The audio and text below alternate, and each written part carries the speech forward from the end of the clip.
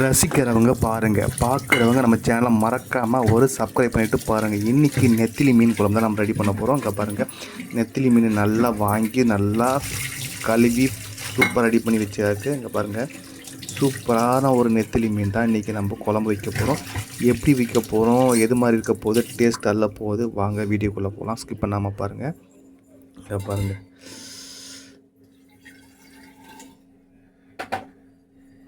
நெத்திலி ஃபுல்லாக ஃப்ரெஷ்ஷான கழுவி வச்சுருக்கு. இன்றைக்கி நம்ம நெத்திலி மீன் குழம்பு தான் மண்பானையில் செய்ய போகிறோம். இது வந்து முழு வேக்காடு மண்பானை சட்டி ஆல்ரெடி நான் வீடியோவில் போட்டிருப்பேன். இன்றைக்கி பார்த்திங்கன்னா கரெக்டாக நம்ம நெத்திலி குழம்பு செய்யும் போது கரண்ட் ஆஃப் ஆகிடுச்சு. அதனால் வந்து ரொம்ப பிரைட்டாக வெளிச்சம் அந்தளவுக்கு இருக்காமல் இருக்கும். இது வந்து நம்ம மொபைலில் இருக்கிற லைட் வெளிச்சத்தில் தான் இன்றைக்கி நம்ம வீடியோ பண்ணுறோம். அதனால் தப்பு இருந்தால் தயவுசெய்து மன்னிச்சிக்கிங்க. அதனால் வீடியோவை ஸ்கிப் பண்ணாமல் பார்த்துட்டு ஷேர் பண்ணுங்கள், லைக் பண்ணிவிடுங்க. ஓகே, சட்டி நல்லா காஞ்சிச்சு. அதுக்கப்புறம் பார்த்திங்கன்னா நல்லெண்ணெய், நம்ம நல்லெண்ணெய் தான் செய்ய போகிறோம். செக்கில் ஆட்டின சுத்தமான நல்லெண்ணெய் தான், சரிங்களா? அதில் நல்லெண்ணெய் செஞ்சு போகிறோம் இன்றைக்கி மீன் குழம்பு. சரி வாங்க, நல்லெண்ணெய் ஊற்றிக்கலாம். ஓகே, நல்லெண்ணெய் ஊற்றியாச்சு. சரி, கடுகு போட்டுக்கலாம். அடுத்தது சூப்பருங்க, இது வந்துடுச்சுங்க கரண்ட்டு. சரிங்க, நம்ம மீன் குழம்புக்கு என்னென்ன எடுத்து வச்சுருக்கோம் பாருங்கன்னா, சின்ன வெங்காயம், சாம்பார் வெங்காயம், ஒரு 3 பச்சை மிளகா, அதுக்கப்புறம் பூண்டு உரித்து வச்சுருக்கோம், அதுக்கப்புறம் வந்து தக்காளி அரைஞ்சி வச்சுருக்கோம். இது எல்லாமே இந்த நெத்திலி மீன் குழம்புல போட்டு நம்ம செய்ய போகிறோம். எப்படி டேஸ்ட் அள்ள போகுது மட்டும் பாருங்கள். கடுகு போட்டு நல்லெண்ணெய் நல்லா கொதிச்சிருக்கு. கடுகு நல்லா வெடிச்சதுக்கப்புறம் தான் சீரகம் போட முடியும். அதனால் வந்து கொதி வரட்டும். நல்லா பொரிஞ்சு வந்துச்சு. சீரகம் போட்டுக்கலாம், கொஞ்சமாக வெந்தயம்,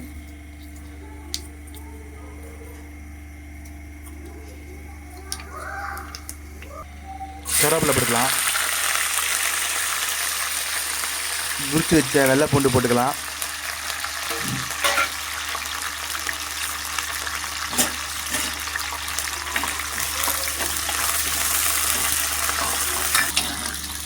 உரிச்சு வச்சுருக்கோம் ஆல்ரெடி சாம்பார் வெங்காயம் இதை சேர்த்து நல்லா விதக்க ஆரம்பிக்கலாம். நல்லெண்ணெயில்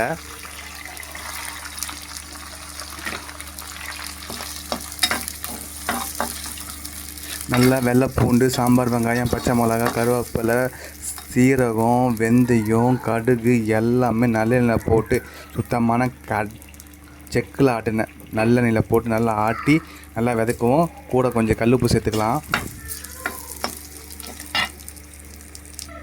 ஆல்ரெடி நான் காமிச்சிருப்பேன். கழுவி நெத்திலி நல்லா கழுவி வச்சுருக்கோம். அந்த நெத்திலி கழுவி வச்சதை இப்போ பாருங்கள், இதை தான் ரெடி பண்ணி வச்சுருக்கோம். இதை தான் நம்ம குழம்புல போட்டு ரெடி பண்ண போகிறோம். இதை கூட கொஞ்சம் மாங்காய் சேர்த்துக்கலாம். வெயிட் பண்ணி பாருங்கள், என்னென்ன செய்கிறோம், எப்படி செய்கிறோம், என்ன மாதிரி டேஸ்ட்டாக இருக்குன்றதை கண்டினியூவாக பார்த்துட்டே இருங்க. தக்காளியை கட் பண்ணி வச்சுருக்கோம் இல்லையா, அதில் போட்டு நம்ம சேர்த்து அதையும் சேர்த்து நல்லா வதக்கலாம்.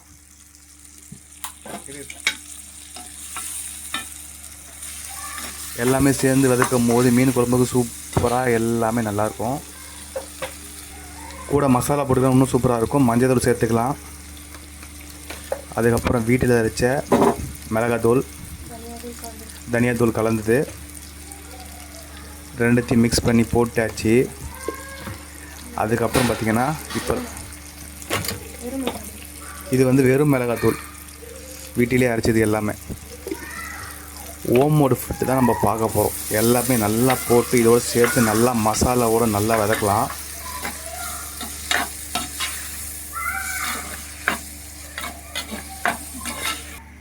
மீன் குழம்புக்கு முக்கியமாக என்ன வேணும், புளி. அந்த புளியை தான் நம்ம போட்டு ரெடி பண்ணி ஊற வச்சுருக்கோம். ஊற வச்சதுக்கப்புறம் கரைச்ச புளியை மீன்குள்ளே ஊற்றிக்கலாம். ஓகேவா?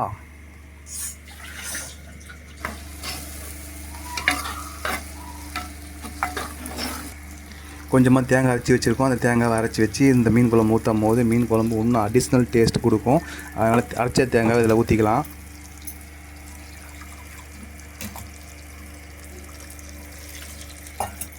எல்லாம் போட்டு நல்லா வதக்கலாம். நல்லா வதக்கி நல்லா அந்த குழம்புக்கு எல்லாம் ரெடி பண்ணி சூப்பராக நல்லா கொதி வரட்டும். தேங்காய் அரைச்சி ஊற்றிருக்கு, எல்லாமே சூப்பரான ஒரு டேஸ்ட்டில் கிடைக்கும். கரைச்சி வச்ச புளி தண்ணியை ஊற்றிக்கலாம்.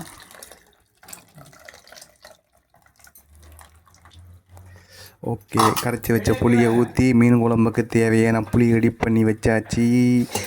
நம்மளுக்கு அந்த புளிப்புத்தன்மை மீன் குழம்புக்கு வரும்போது தான் அந்த டேஸ்ட்டு கிடைக்கும். அதனால் தேவையான அளவு புளியை கரைச்சி வச்சு ஊற்றிருக்கோம்.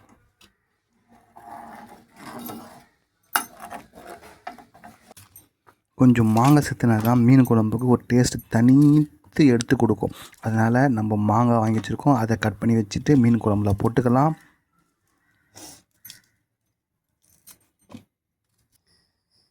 கட் பண்ணி வச்ச மாங்காய் அதில் போட்டுக்கலாம். நல்லா கொதி வந்ததுக்கப்புறம் அந்த மாங்காய் அதோடு சேர்ந்து வரும்போது அந்த புளிப்புத்தன்மை வரும் பாருங்கள், அந்த மீன் குழம்புக்கு அவ்வளோ டேஸ்ட்டாக இருக்கும். ரொம்ப நாளாக வந்து நாங்கள் அதை யூஸ் பண்ணாமல் தான் இருந்தோம். நிறைய வீடியோ பார்த்ததுக்கப்புறம் தான் தெரிஞ்சுது அதில் மாங்காய் போடும்போது டேஸ்ட் தனியாக ஒரு ஸ்பெஷலாக காமிக்குதுன்றதுக்காக மாங்காய் போட ஆரம்பிச்சிட்டோம். அடுத்து கொதி வந்தோடனே மீன் போட்டுக்கலாம். ஓகேங்க, ஆல்மோஸ்ட் கொதி வந்தாச்சு. நம்ம இப்போ மீன் போடுற நேரம் வந்தாச்சு. வாங்கி வச்ச நெத்திலியை மீன் குழம்போட போட்டு மீன் குழம்புக்கு ரெடி பண்ணிக்கலாம். பாருங்கள், நெத்திலி மீன் சும்மா மீன் குழம்பு ரெடி பண்ணதுக்கப்புறம் ஃபைனலாக மீன் குழம்பு எப்படி இருக்குன்றதை நான் உங்களுக்கு காமிக்கிறேன்.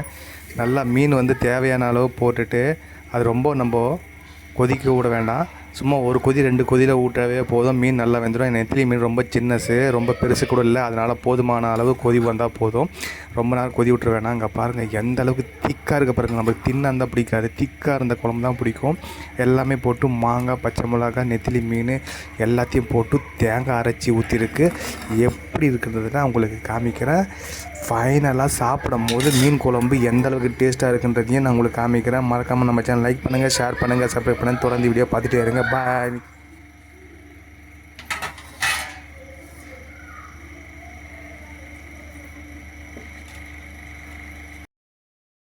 ஃபைனலாக மீன் குழம்பு பாருங்கள், நெத்திலி சும்மா தகன்னு திக்காக சூப்பரான மாங்காய் போட்ட நெத்திலி மீன் குழம்பு பார்க்கும்போது டெம்ப்ட் எடுத்து பாருங்கள்.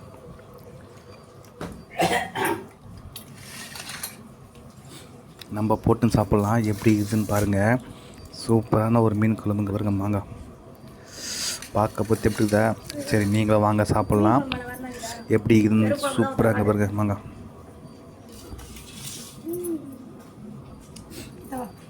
எல்லாருக்கும் பிடிச்சிருக்கோம், எல்லோரும் சாப்பிடுங்க.